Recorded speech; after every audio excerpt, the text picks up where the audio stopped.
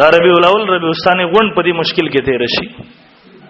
بازارونه ملانجو کې ټول د اسراف الته باتې لګولي الته صادري غړولي الته الګره یو غریب په بکور کې وګي یا غلط دی په ځای ډوډۍ واخلوي سا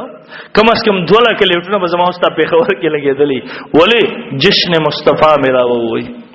الکه جشن مصطفی مناولو دا طریقه ده صحابه تیر شوی او تابعین تیر شوی او تبع تابعین هغه دا منعو کړي د نانو به ته ولې بناوي انک لا تدری ما حدث بعدک دا خبر قیامت پورس پرشتو روان کړي جهنم ته نبی علیہ السلام ته وځي ته پته نشته چې اوس څه کړي اوستا پرستا ستا په دین کې څه ایجاد کړیو اوه دا عجیب خبره مجلس کې موجودی یرا نبی علیہ السلام وی تشریف راوړي په خپل راضی دلته زیبم په مخ کې سب کې پرېخي نبی علیہ السلام مانځه ترځ دومره بیا عقل خلک الان کې ما تاسو کو ما وی د دین تاسو کا چې ته زما جلسې ته نبی علیہ السلام راضی حاضر ناظر دے نعوذ بالله تشریف راوړي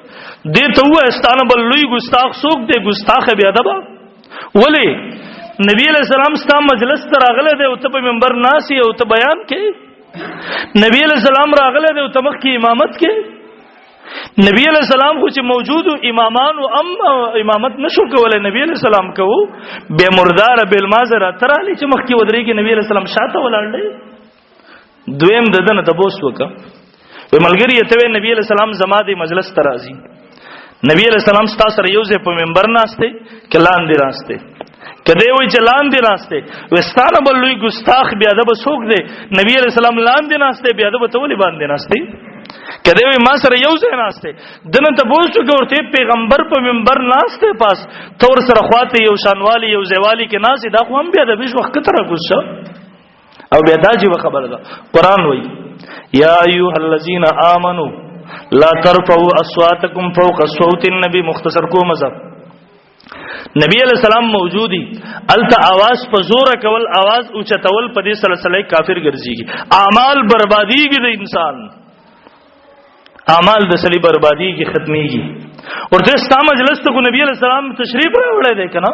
ستا ملام لګیا د خپل مریش لې چغي وਹੀ او دلته تم لګې ناره رسالت یا رسول الله چغي وې نورته په ایمان باندې کم از کم عقل لر پکشته کې نشي تاسو ټول بې ایمان وګرځي په دې سره یار بارل محترم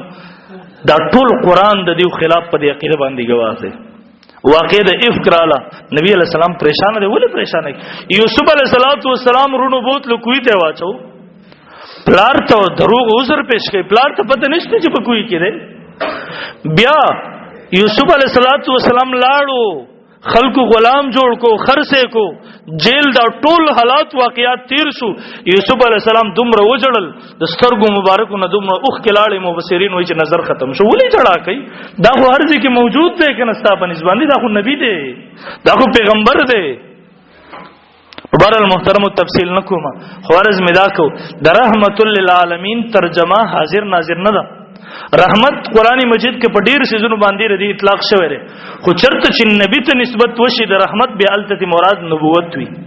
لکه قرآن وای پیغمبر وای یا قوم ارایتم اے قوم زما خبر راکې مالرا ان كنت على بينه من ربي کزر خپل د رب د طرف نه په واضح دلایل باندې يم واتاني منه رحمتا خپل طرف نه ماته رحمت را کړی مفسرین وای په اتفاق سره دلته رحمت نه مراد نبوت ته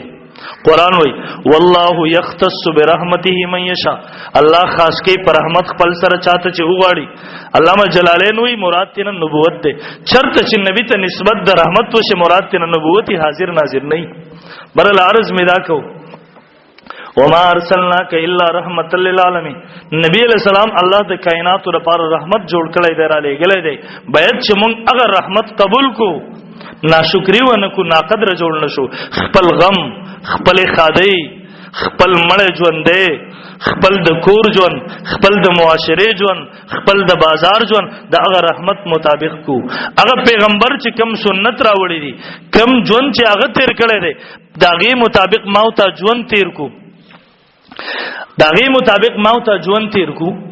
او خپل ژوند داغه مطابق جوړ کو نو ان شاء الله بیا به ماوته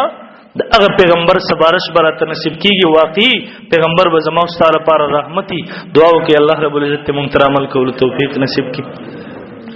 یا الله سم چې ویل سم اورید عمل کول راته پیرا نصیب کو. رب العالمین رحم وکم. پروردگار د مظلوم مسلمانانو په حال رحم وکم. الله د امت مسلمه په حال باندې رحم وکم.